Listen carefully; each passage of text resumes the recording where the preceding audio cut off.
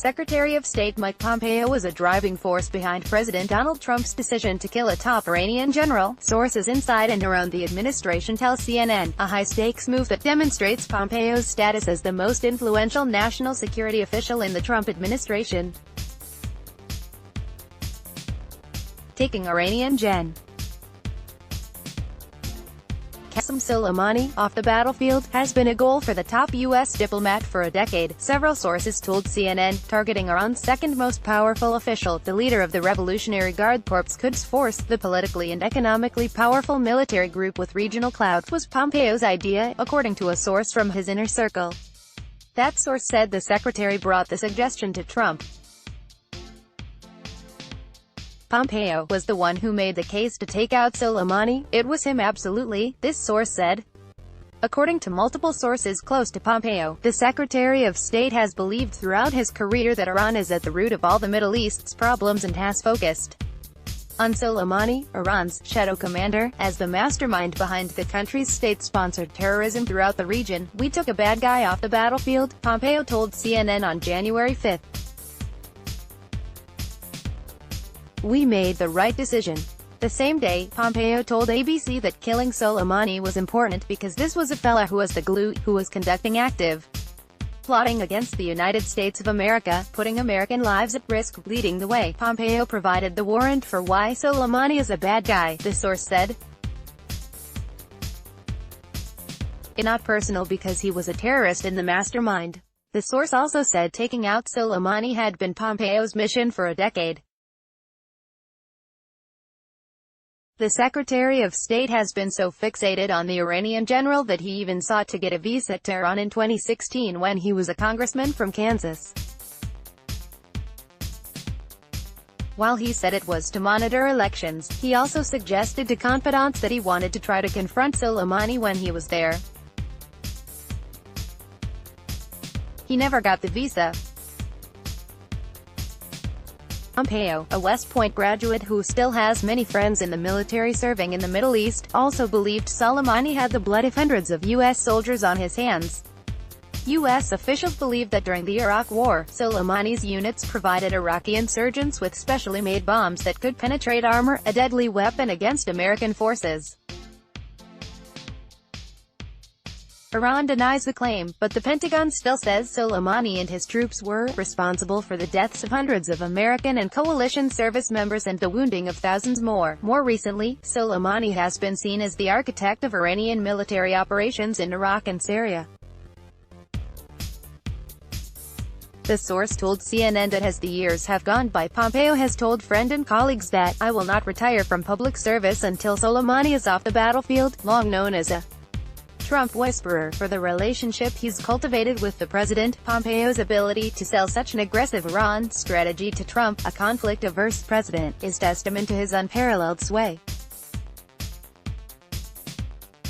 Now, with Pompeo's recent declaration that he will not run for a U.S. Senate seat in Kansas, the former three-term House lawmaker and CIA director appears set to continue wielding his influence in the Trump administration. He's the one leading the way, according to the source in Pompeo's inner circle, discussing the face-off with Iran. It's the president's policy, but Pompeo has been the leading voice in helping the president craft this policy. There is no doubt Mike is the one leading it in the cabinet. One former Republican national security official, who is a Trump critic but supported the strike on Soleimani, told CNN that Pompeo is so influential, he is like the Secretary of State, Secretary of Defense and Director of the CIA, combined. Un-American Pompeo's rise has sparked concerns within some Republican national security circles, where critics say he has enabled the famously mercurial president.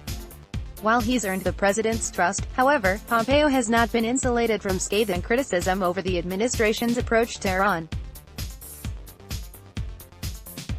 On Wednesday, even some Republicans emerged from a briefing about the situation unconvinced. GOP Sen.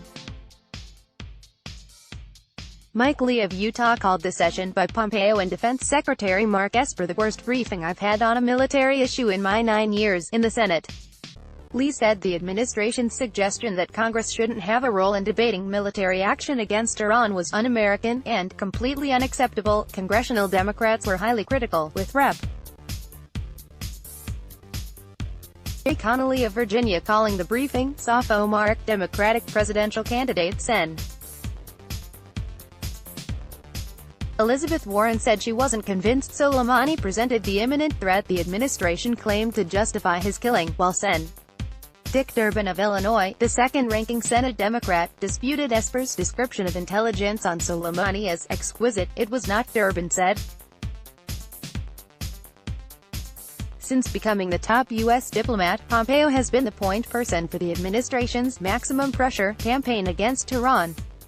In April, Pompeo was a major force behind the Trump administration's controversial move to designate Iran's IRGC, including the Quds Force, as a foreign terrorist organization. It was the first time the U.S. had ever designated part of another government as a terrorist organization and laid a foundation for the legal rationalization to kill Soleimani, who had led the Quds Force since 1998. In June, after Iran shot down a U.S. drone, Pompeo was disappointed when he failed to convince Trump to take aggressive action against Iran and Soleimani. The president, at the last minute, reversed a decision to strike IRGC targets. But this time, according to multiple sources with knowledge, Pompeo built a case that won over the president, particularly after a December 27 a rocket attack killed a U.S. civilian contractor in the northern Iraqi city of Kirkuk.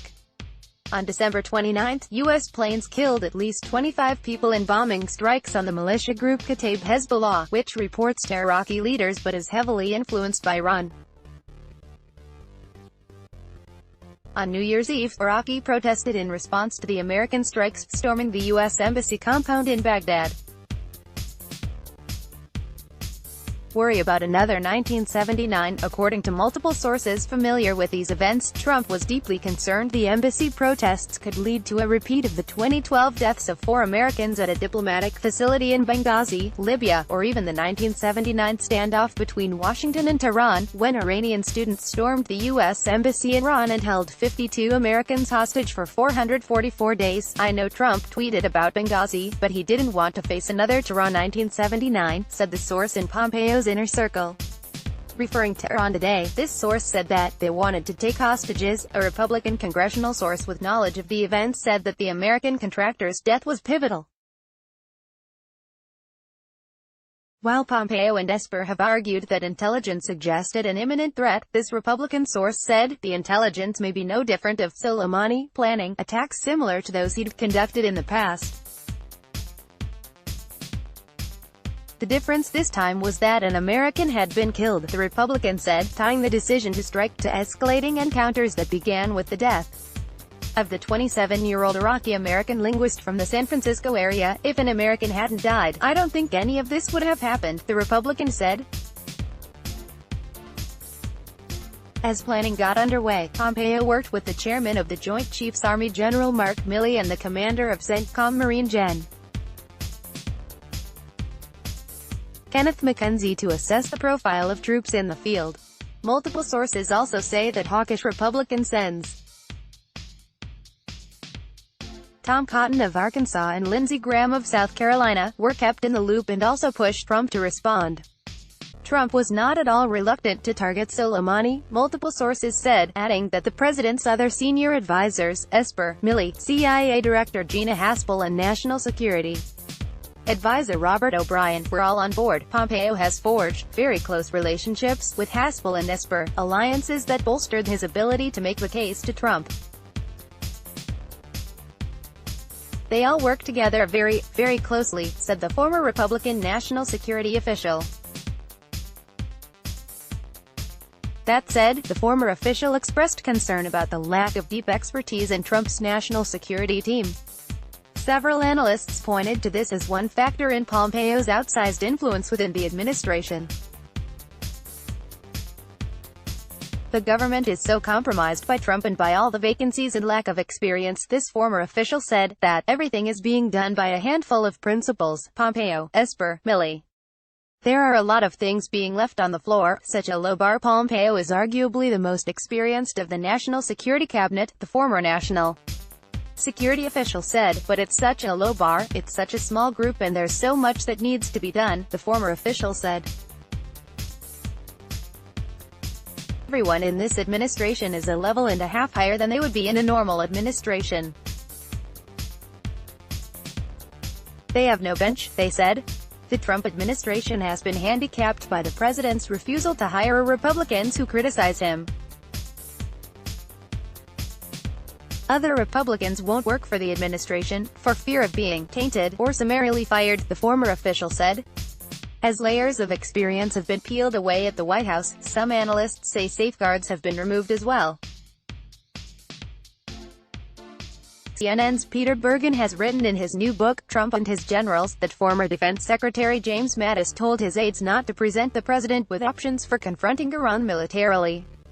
Rhonda Slim, a senior fellow at the Middle East Institute, argues that since the departure of Mattis, former Director of National Intelligence Dan Coats and former White House Chief of Staff and retired Marine Gen. John Kelly, there are very few voices at the White House to offer deeply considered advice. We don't have those people who have that experience and could look Trump in the eye and who have his respect and who could say, hey, wait, Slim said. Let's block ads. Why?